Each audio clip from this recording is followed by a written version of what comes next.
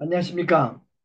오늘은 요한복음 제22강을 공부합니다. 요한복음 22강은 요한복음 8장 12절에서 30절까지입니다. 요절 말씀은 12절입니다.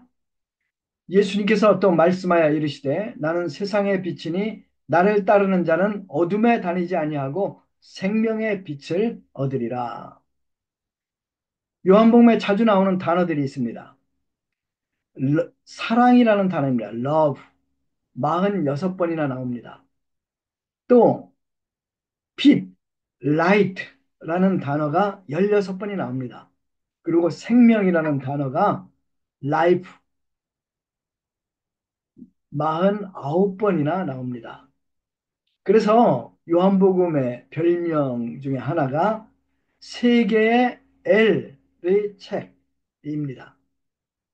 우리가 의미 있는 삶을 살려면 이 세 가지 L이 필요합니다. Love, Light, Life. 그러면 우리가 어떻게 이 세 개의 L을 다 가질 수 있을까요? 12절 말씀 요절이 바로 그 답을 합니다. 예수님께서 또 말씀하여 이르시되 나는 세상의 빛이니 나를 따르는 자는 어둠에 다니지 아니하고 생명의 빛을 얻으리라. 예수님께서는 사랑입니다. 예수님께서는 빛이십니다. 예수님께서는 생명이십니다. 그래서 우리가 예수님을 따르면 사랑도 갖고 생명도 갖고 또 생명의 빛도 얻을 수가 있습니다. 1파트 세상의 빛 예수님 12절에서 20절까지입니다. 초막절은 물의 축제라고 했죠. 근데 초막절은 또 빛의 축제라고도 할 수 있습니다. 축제 첫날부터 저녁이 되면 이제 성전에 여인의 뜰이라고 불리는 곳이 있어요. 이방인의 뜰 바로 그 안에 여인의 뜰이 있는데 그곳에서 높은 대가 세워집니다. 그리고 그 높은 대 위에 네 개의 커다란 금촛대가 올리브 기름을 통해서 등불을 밝힙니다. 그러면 사람들은 등불 아래서 춤을 춥니다. 레인들은 시편 120편에서 134편 노래를 부릅니다. 대형 등불 4개가 불을 밝히면 그 불빛이 얼마나 강력한지 예루살렘 여인들이 그 불빛 아래서 바느질까지 했다고 합니다. 총각절의 행사가 거의 다 끝나가는 마지막 날 안식일 저녁이 되었습니다. 4개의 촛대불은 가물가물 꺼져가고 있습니다. 노래소리도 점점 사라져가고 있습니다. 바로 그때 예수님께서 군중들을 뚫고 나오셔서 크게 외치십니다. 나는 세상의 빛이니 나를 따르는 자는 어둠에 다니지 아니하고 생명의 빛을 얻으리라. 예수님은 당신 자신이 세상의 빛이라고 선포합니다. 놀라운 선포입니다. 시편 27편 1절에 보면 다윗은 여호와는 나의 빛이요 나의 구원이시니 내가 누구를 두려워하리요. 여호와는 내 생명의 능력이시니 내가 누구를 무서워하리요 라고 말합니다. 여호와 하나님이 세상의 빛입니다. 다윗은 이 빛과 구원과 생명의 능력을 동일시합니다. 그렇습니다. 빛이 없으면 생명도 없습니다. 만일 태양이 사라진다면 이 지구는 어떻게 될까요? 물론 암흑세계가 됩니다. 그뿐이 아니라 지구는 빠른 시간에 냉동구가 되어버립니다. 죽음의 세계가 될 수밖에 없습니다. 사단의 왕국, 어두움의 왕국입니다. 빛이 없는 곳입니다. 이 세상 임금 사단이죠. 그러므로 이 땅에 사는 사람들은 죄 속에 살며 영적으로 죽어서 사단의 지배를 받고 있습니다. 에베소서 2장 1절 2절 이렇게 말하지 않습니까? 그는 허물과 죄로 죽었던 너희를 살리셨도다. 그때 너희는 그 가운데서 행하여 이 세상의 풍조를 따르고 공중의 권세 잡은 자를 따랐으니 곧 지금의 불순종의 아들들 가운데 역사하는 영이라. 마귀는 사람들을 지배합니다. 그리고 사람들로 하여금 죄를 짓게 하고 하나님을 대적하게 합니다. 지난 강의에서 우리는 간음하다 잡혀 돌 맞아 죽게 된 한 여인을 보았습니다. 사실 그 여인도 율법을 잘 알고 있었습니다. 양심도 있습니다. 그럼에도 불구하고 엄청난 죄를 짓고 결국 죽음의 문턱까지 갔습니다. 왜 그렇습니까? 그것은 이 여인의 의지보다 죄의 세력이 더 크기 때문입니다. 하지만 이 여인만이 죄인이 아닙니다. 이 여인을 비난하고 그녀에게 돌을 던지려 했던 모든 사람들, 예외 없이 스스로 죄인임을 인정하고 돌을 내려놓고 사라지지 않았습니까? 사도 바울, 얼마나 자기에 충만한 사람입니까? 그런데 그가 부활하신 예수님을 만나고 이제 정말 거룩하게 살려고 투쟁을 합니다. 로마서 7장에 보면 그의 처절한 죄와의 싸움이 잘 나타나 있습니다. 사도 바울은 십계명을 가지고 죄에게 전쟁을 선포합니다. 그는 이 싸움에서 승리하리라고 확신했습니다. 1라운드에서 9라운드까지는 그런대로 잘 싸웁니다. 그런데 10라운드에서 KO패를 당하고 맙니다. 열 번째 계명이 뭡니까? 탐내지 말라입니다. 사도 바울의 고백을 우리 로마서 7장에서 직접 한번 들어보겠습니다. 제가 로마서 7장 몇 구절만 읽겠습니다. 그런즉 우리가 무슨 말 하리요? 율법이 죄냐? 그럴 수 없느니라. 율법으로 말미암지 않고는 내가 죄를 알지 못하였으니 곧 율법이 탐내지 말라 하지 아니하였다라면 내가 탐심을 알지 못하였으리라. 그러나 죄가 기회를 타서 계명으로 말미암아 내 속에서 온갖 탐심을 이루었나니 이는 율법이 없으면 죄가 죽은 것이라. 전에 율법을 깨닫지 못하였을 때는 내가 살았더니 계명이 이름에 죄는 살아나고 나는 죽었도다. 우리가 율법은 신령한 줄 알거니와 나는 육신에 속하여 죄 아래 팔렸도다. 내가 행하는 것을 내가 알지 못하노니 곧 내가 원하는 것은 행하지 아니하고 도리어 미워하는 것을 행함이라. 내 속 곧 내 육신에 선한 것이 거하지 아니하는 줄을 아노니 원함은 내게 있으나 선을 행하는 것은 없노라. 내가 원하는 바 선은 행하지 아니하고 도리어 원하지 아니하는 바 악을 행하는도다. 그러므로 내가 한 법을 깨달았노니 그 선을 행하기 원하는 나에게 악이 함께 있는 것이로다. 내 속사람으로는 하나님의 법을 즐거워하되 내 지체 속에서 다른 한 법이 내 마음의 법과 싸워 내 지체 속에 있는 죄의 법으로 나를 사로잡는 것을 보는도다. 오호라 나는 곤고한 사람이로다. 이 사망의 몸에서 누가 나를 건져내랴. 그렇습니다. 위대한 사도 바울도 죄와 피 터지게 싸워서 결국 폐업회를 당하고 맙니다. 성경은 모든 사람이 죄를 지어 하나님의 영광을 잃어버렸다고 말합니다. 죄인들이, 죄인들은 하나님의 진노를 머리에 이고 아이고 아이고 하면서 살다가 결국 불타는 지옥으로 떨어져야 합니다.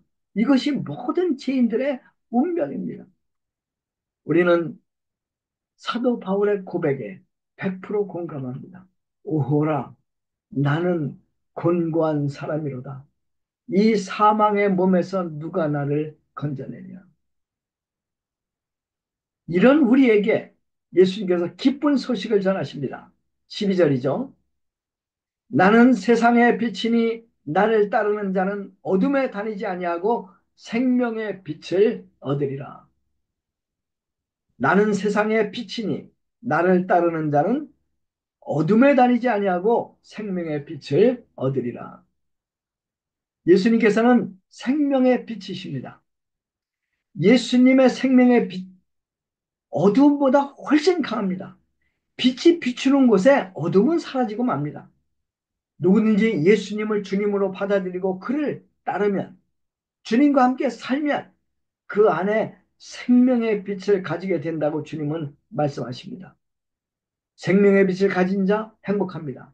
생명의 빛을 가진 자 성장합니다. 생명의 빛을 가진 자는 많은 열매를 맺게 됩니다. 그뿐 아니라 스스로 어두운 세상을 밝히는 한 줄기 빛이 됩니다.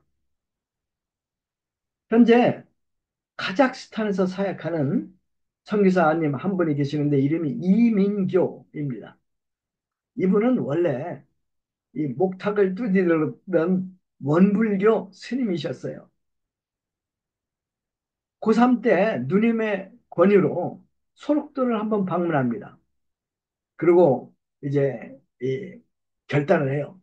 내가 대학을 나오면 소록도 원불교 전도사가 되어서 거기서 일을 해서 참 이 불쌍한 이제 한센병 환자들을 그 진리로 인도해야 되겠다. 이렇게 각오를 해요. 그래서 이제 드디어 정말 소록도로 가요. 한센병 환자들 전도하기 위해서 한센병 병자들과 많은 대화를 하게 됩니다. 그런데 그의 눈에 신기한 것이 발견됐어요. 그것은 한센병 환자들이 늘 웃고 산다는 것입니다. 그들이 정말 행복해 보였습니다. 그래서 그가 물었어요. 도대체 무엇이 당신들을 그렇게 행복하게 합니까? 그러다 그들이 한결같이 이렇게 대답합니다. 예수님 때문에 저희들은 행복합니다. 예수님께서 저희들의 모든 죄를 사하시고 영생을 주셨기 때문에 저희들은 행복합니다. 저희들은 죽은 후에 영원히 천국에서 살 수 있기 때문에 행복합니다. 예수님을 따르며 사는 이들은 정말 생명의 빛 가운데 행복하게 살았습니다. 이민교 이제 전도사님이 이제 원분교 전도사님이 소록도에 간 지 7년 후 어느 날이었습니다. 그날도 평소처럼 새벽 4시에 일어나서 법당으로 향합니다. 그리고 이 30분간 좌선을 합니다. 그 다음에 이제 목탁을 치면서 연부를 시작합니다. 나무아미타불 뭐 이렇게 했겠죠. 근데 갑자기 염불이 되지 않고 엉뚱한 말이 튀어나오는 것이 아닙니까? 예, 나무아미 타압을 하려고 하는데 갑자기 며칠 후 요단강 건너가 만나 이 찬송이 터져 나왔어요. 방언도 함께 터져 나왔어요. 이민교 전도사님 너무 놀랐어요. 아니 이게 도대체 무슨 소리가 무슨 말인가 이게 그만두려고 했는데 도저히 멈출 수가 없었어요. 근데 이 노래는 그가 이제 이 화장터에서 소록도 화장터에서 기독교인들이 불렀던 이 찬송가 해보다 더 밝은 저천국 이 찬송가의 후렴구입니다. 지난 7년 동안 그는 소록도에서 수도 없이 이 찬송가를 들었어요. 그렇다고 하더라도 연부를 하는 스님 입에서 찬송가가 터져 나오는 것은 설명이 안 돼요. 이제 한참 울면서 이리저리 뒹굽니다. 그러다 그는 결국 회심하게 됩니다. 원불교 전도사에서 이제 기독교 전도사가 됩니다. 그리고 우즈베키스탄 타슈켄트에서 청각 장애인들을 상대로 선교하면서 교회를 개척합니다. 청각 장애인 축구팀을 조직합니다. 그리고 장애인 아시안 게임과 올림픽에도 출전을 합니다. 지금은 카자흐스탄에서 이제 중앙아시아 모슬렘 지역 청각 장애인들을 대상으로 선교하고 계십니다. 그렇습니다. 누구든지 예수님을 따르면 생명의 빛을 받습니다. 이 생명의 빛은 우리를 행복하게 합니다. 또한 이 어두운 세상을 비추는 이제 빛의 삶을 살게 합니다. 예수님이 그렇게 말씀하시자 바리새인들이 민감하게 반응했습니다. 13절을 보겠습니다.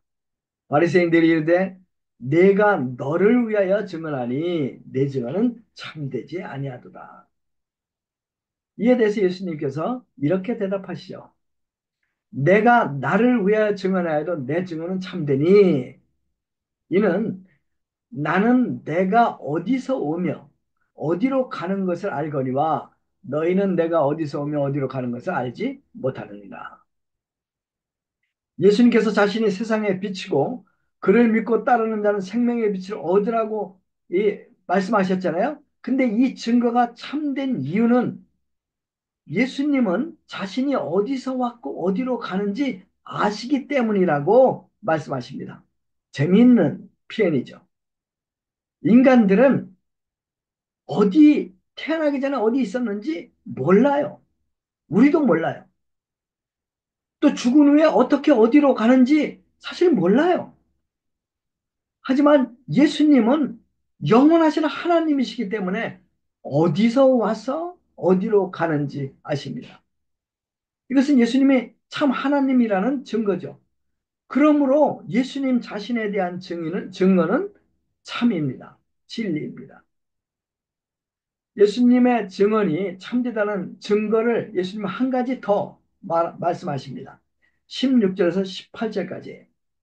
만일 내가 판단하여도 내 판단이 참되니 이는 내가 혼자 있는 것이 아니요 나를 보내신 이가 나와 함께 계심이라. 너희 율법에도 두 사람의 증언은 참되다 기록되어 있으니 내가 나를 위하여 증언하는 자가 되고 나를 보내신 아버지도 나를 위하여 증언하시느니라. 모세 율법에 따르면 두 사람의 증언은 진실입니다. 예수님의 증언도 예수님께서 스스로 증언하시고 그리고 하나님 아버지께서도 예수님의 메시아이심을 친히 증거하십니다. 여러분, 하나님께서 무엇을 통해서 예수님의 메시아이심을 증거하시는지 아십니까? 네 가지입니다. 첫째는 성경을 통해서 예수님의 메시아이심을 증거하십니다. 두 번째는 예수님이 하시는 사역을 통해서 예수님의 메시아이심을 증거해 주십니다. 그렇습니다. 하나님만이 하실 수 있는 일을 예수님이 하시지 않습니까? 죽은 자도 살리고 죄도 사하고 병자도 살리고 이제 귀신들 내쫓지 않습니까? 이게 세 번째는 하나님께서 직접 목소리로 예수님께 말씀하셨어요. 그 예수님이 바로 하나님의 아들이심을. 네 번째는 이제 제일 중요한데 부활을 통해서 예수님이 메시아심을 증거하셨습니다. 이 파트 십자가에 달리신 예수님 21절에서 이제 마지막 절 30절까지입니다. 21절 제가 읽겠습니다. 다시 이르시되 내가 가리니 너희가 나를 찾다가 너희 죄 가운데 죽겠고 내가 가는 곳에는 너희가 오지 못하리라. 예수님께서는 자신의 죽음과 부활을 통해 메시아로서의 사역을 완성하고 아버지께로 돌아가십니다. 그리고 하나님 아버지 우편에 앉아 다스릴 것입니다. 그러나 믿지 않는 유대인들은 어떻게 됩니까? 그들은 천국에 올 수 없습니다. 오히려 죄 가운데 살다가 죽어서 지옥으로 떨어질 것입니다. 무서운 경고의 말씀입니다. 이 말씀은 예수님 없이 사는 모든 사람에게 적용이 됩니다.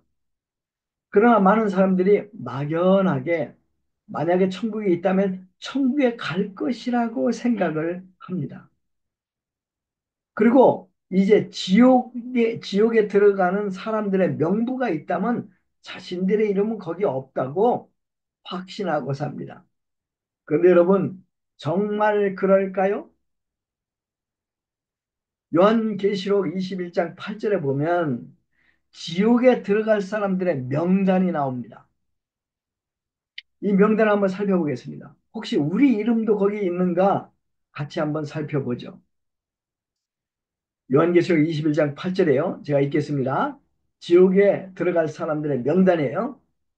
그러나 두려워하는 자들과 믿지 않은 자들과 흉악한 자들과 살인자들과 음행하는 자들과 점술가들과 우생숭배자들과 거짓말하는 자는 불과 유황으로 타는 못에 던져지리니 이것이 곧 둘째 사망이라. 지옥의 명단 첫 번째 사람들의 이름은 두려워하는 자입니다. 두려움을 모르는 사람, 사실 없습니다. 두려움은 신뢰의 반대죠. 우리가 하나님을 100% 온전히 신뢰하면 두려움이 없어요. 그런데 우리가 솔직히 두려움은 우리 삶에 늘 따라다닙니다. 그러니까 결국 두려워하는 자, 우리의 이름이에요. 그 우리 이름이 첫 번째부터 이 지옥 명단에 들어있어요. 이 두 번째 사람은 믿지 않는 자들입니다. 여기서 믿지 않는 자들은 그냥 막연히 하나님을 믿지 않는 자 이런 말이 아니라 예수님을 구주로 믿지 않는 자를 말하겠죠. 그러니까 우리는 이제 예수님을 믿으니까 이 두 번째 두 번째 사람들 그룹에는 속하지 않아요. 이제 세 번째 그룹의 사람들은 흉악한 자들이에요. 그러니까 이제 그 흉악한 데는 이제 여러 가지 많은 이제 십계명을 그 어긴 사람들이 다 들었겠죠. 흉악한 자들. 이제 네 번째 그룹은 살인자예요. 예수님께서는 산상수훈에서 살인을 곧 미움이라고 했어요. 미움이 곧 살인이라고 하셨어요. 그러면 우리도 살인자죠. 왜? 우리는 살면서 얼마나 자주 미워하고 또 미움도 받으며 삽니까? 우리 이름이 정말 지옥 명단에 있어요. 다섯 번째 그룹은 음행하는 자들입니다. 산상수훈에서 우리 주님은 여인을 보고 음란한 생각을 하는 것 자체가 간음이라고 말씀하십니다. 참으로 무서운 말씀이죠. 여섯 번째 명단은 점술가들입니다. 한국의 점술가들이 얼마나 많습니까? 정치가들도 점술가를 찾아요. 토정비결, 사주, 손 없는 날, 뭐 이런 것들 다 점술에 속하지 않습니까?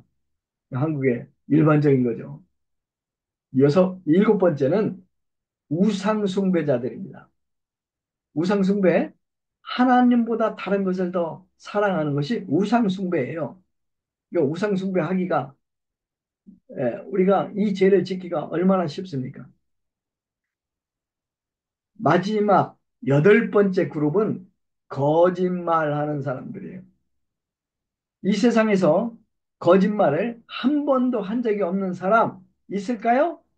없어요. 여러분도 저도 예가 절대 아닙니다.